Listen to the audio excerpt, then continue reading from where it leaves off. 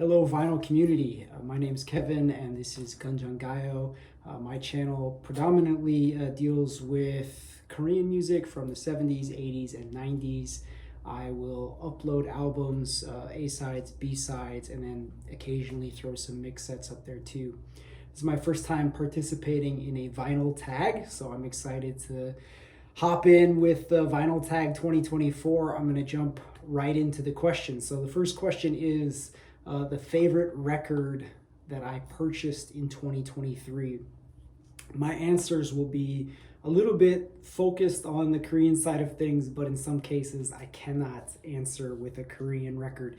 I'm going to cheat a little bit here and give you two. So first up, William DeVaughn, Be Thankful for What You Got. This one I would say is maybe for more of the sentimental type reasons. It's a good record all in, but a couple friends and me, we had just that song together. It was redone by Ludacris, or he sampled it probably late 90s, and we just loved that song, a couple buddies and me. So to be able to come up on that, it's not, I don't know, it's maybe VG, but to still to have that record and to be able to listen to the original means a lot to me. My favorite Korean record that I got this last year is probably this one, Bikwa Sogum Ejip. Ejip is the second release by Bikwa Sogum, so Light and Salt. B1 here, Goom, is maybe my favorite track on this record, but they're a bit of like an early 90s city pop type group. Their first record's really good. Their third and fourth are very high on my wish list. But so to be able to get this original Bikwa Sogum Ejip was definitely a highlight for me. Next question is the last record that I bought in 2023. I get quite a bit online and things come in fast and furious, so I'm not sure what the actual last album is, but this would have been right amongst it. I don't know if it's Tashan or if there's another way to pronounce that, but the track on this one, Read My Mind, is just absolute banger, and yeah, pretty pumped to have this. Next question is a band or singer who released 2 or more albums in the same year. There's not much that I could choose from, but this is a really good one. This is Yoon Song. So this is Yoon Song's part 1 and part 2. And I believe, I think they both came out in 92, but the back of this says 93, so I might be cheating here a little bit. Yoon Song, if you don't know, is I guess one of the bigger names in Korean city pop. Korean city pop didn't really happen at the same time as it did in Japan, like late 70s, early 80s. For Korea, it was more late 80s, early 90s that sound took on its own life in Korea, and Yoon Song, both as a singer and a producer. He produced, I don't remember the name at this time, escaping me, but produced albums that have also kind of a similar city pop sound. I would say it's also early R&B, but these are great. Like, this is really good cheap heat as well. A lot of Korean records are super expensive these days, but you can find this for under $20, under 2만 원 in Korea. And the song to listen to is A4, 넌 쉽게 말했지만, is an absolute great song on here, and the whole thing's good. But yeah, definitely check out Yoon Song if you don't know him already. So, show a record by a band or a singer from Manchester. I have absolutely no records by any band from Manchester. Best I could probably do is I have a friend from Manchester, and she got me Kendrick Lamar's To Pimp a Butterfly. So, I don't know. Does that count? Next question. Show 7-inch records. I don't buy a lot of 7-inch records intentionally. They just kind of, I don't know, sometimes they're included or they show up and I end up with some 7-inch records. So I'll go through some of my favorites of these. First, Otis Redding, Sitting on the Dock of the Bay, just absolute all-time, one of my all-time favorite songs in general. I recall a time I was in Atlanta in maybe 2003 and had a few too many drinks and ended up singing this with people out on the street that I had just met that night. Next up, Minnie Ripperton, Lovin' You and Reasons. Love me some Minnie Ripperton. And Chic with La Freak and Savoir Faire. Love anything really with Nile Rodgers on it. And Anita Ward, Ring My Bell. I guess another sample of Fresh Prince and DJ Jazzy Jeff. That was my first CD that I ever purchased, and they sampled Ring My Bell. I didn't know the underlying meaning, we'll call it, to that song at the time, but that's a great jam. A little yacht rock with What a Fool Believes, Doobie Brothers. Killing Me Softly with his song. As someone who grew up in the 90s, I often encountered songs first, I guess, as samples, and then later went back and heard the originals. So shout out to the Fugees in that one as well. And Earth, Wind, and Fire for my final one. This has September and Love's Holiday on it. So great A-side and B-side on this one. Those are all Japanese 7s. Which band or singer did you listen to the most into 2023? According to Spotify, that would be Lonnie, Liston, Smith, and in this case, the Cosmic Echoes. I got expansions this year. Just kind of started getting into jazz funk a bit this year, and this album, I'm sure all of you are familiar with. Really good stuff. All right. Who is... Oh, I think I flipped those maybe, but who's coming to your party? Choose 4 music-related people, past or present, you would invite. So house party, dinner party kind of thing. I would first have to go with Robert Nesta Marley, just my favorite artist of all time. And I would pair him with, presuming communication can happen, Kang Sane, one of my favorite Korean artists, someone who's from Busan, the town that I live in. And he also, definitely, I think, had a big reggae sort of influence in the early to mid 90s in some of his songs. So Kang Sane, and then I would throw Sade in the mix. Can't have it be a total sausage fest, and I love her music. I mean the whole band's music, but definitely would bring Sade to the party. And then I would also invite Rick Rubin, because I think it would be interesting just to see what he brings out of these 3 artists as well. Not that they're gonna hit the studio up, but he also has the ability just to interview people really well, and I think he would be the straw that stirs the drink. All right, we lost them. Choose one musician who passed away in 2023. For me, I'm gonna choose Bobby Caldwell. Very sorry to see him go. And somebody who, again, I was probably introduced to first, from samples, the famous Common sample with The Light, or Jay Dilla sample. But his music is just so good. What You Won't Do for Love is an all-time great song. So sad to see Bobby Caldwell go. Imagine you could listen to music from just one country. Which country would that be? It's gotta be for me the U.S. I mean, I love Korean music, but there's just everything started in the U.S. Whether it's well, jazz, funk, soul, R&B, hip hop. Like it's got to be the U.S. There's no comparison really, in my opinion. Oh, it looks like I skipped over number 4, which is if you could only listen to music from what decade would you choose? I'm gonna cheat a little bit here.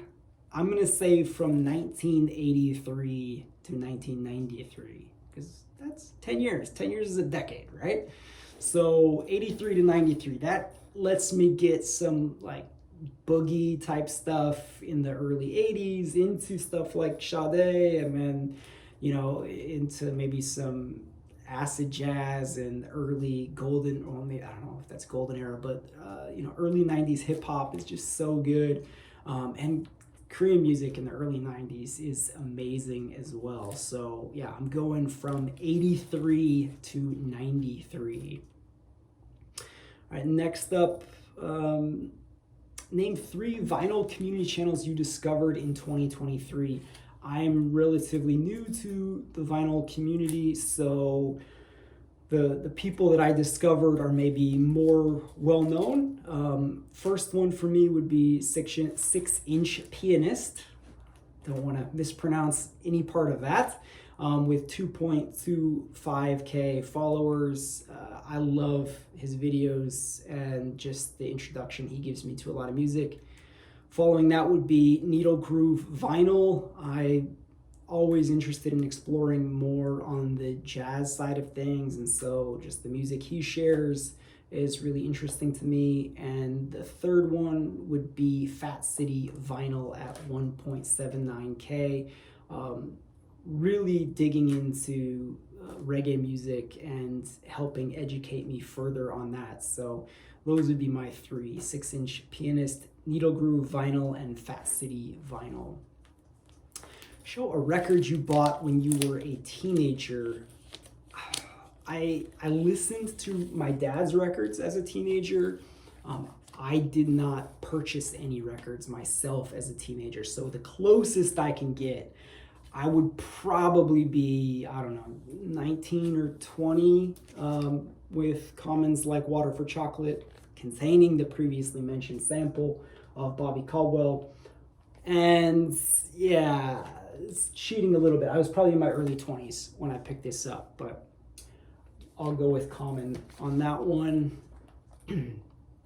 And show a funk or a soul record. So I'm going to do something Korean, Yoon. Now this is a record that others could probably get their hands on.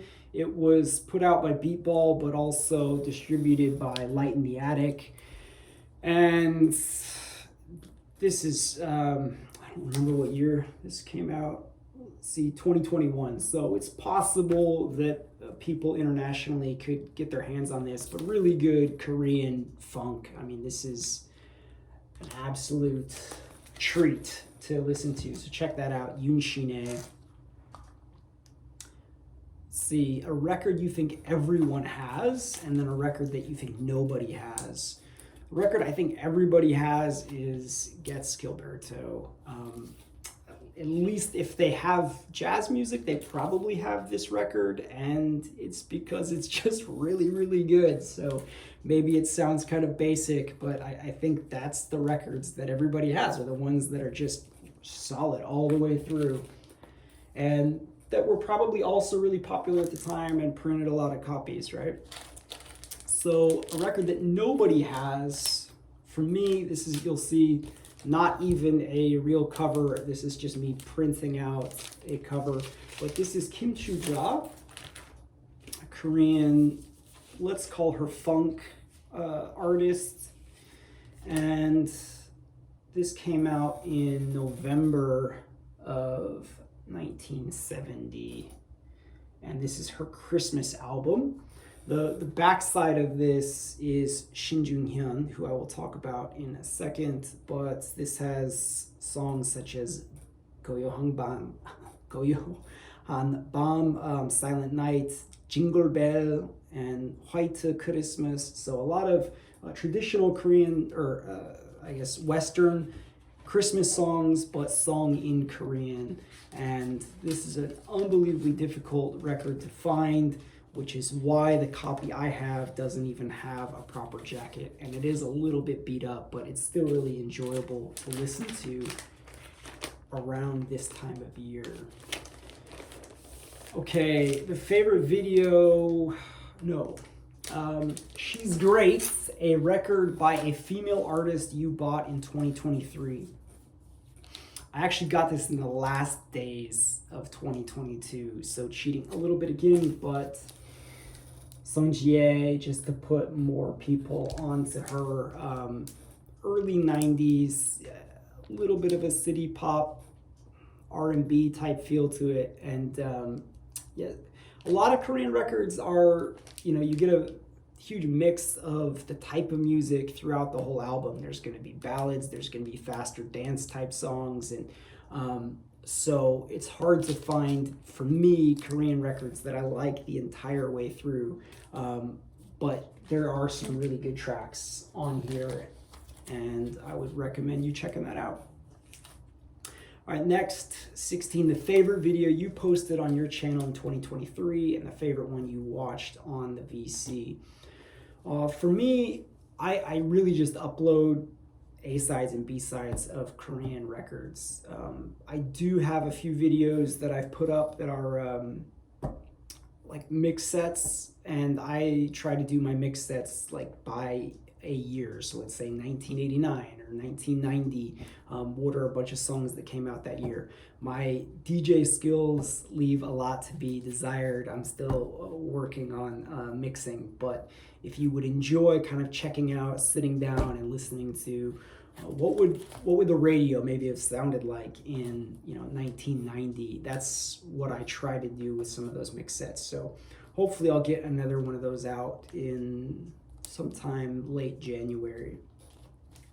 But I am going to try and do more of this, face in front of the camera type of video this year too.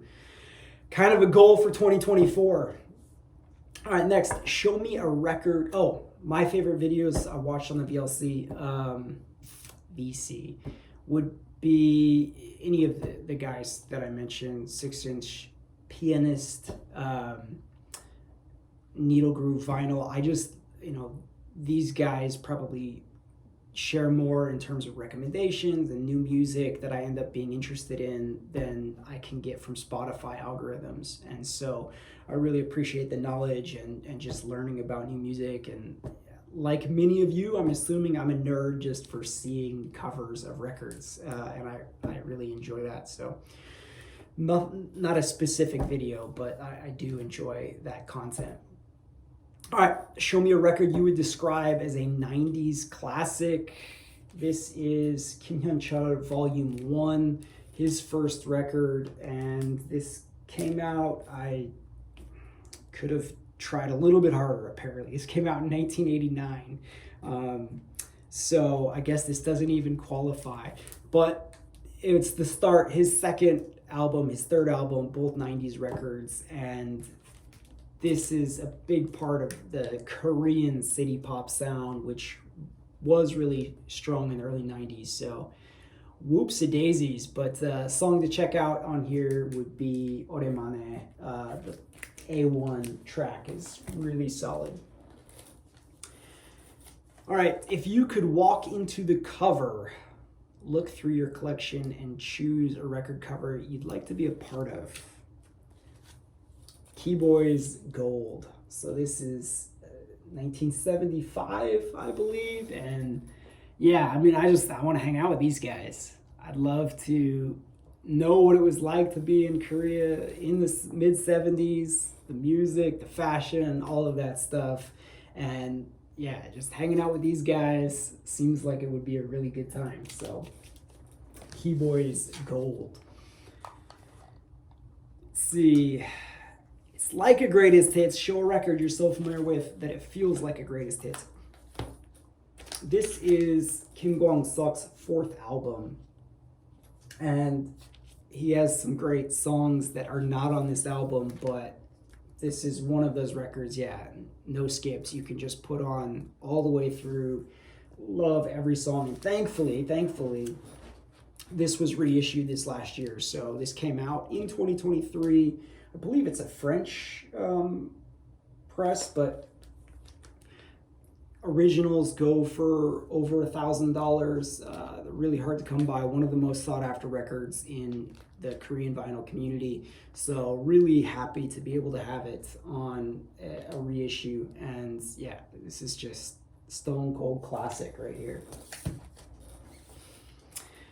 Finally, show me an album that was released in 1974. So 50 years old. And the nature of my channel, right here, Shin Jung-hyun and Yup Jin-deol, like, this is where it all started, at least with Shin Jung-hyun, in terms of Korean rock music, Korean pop music.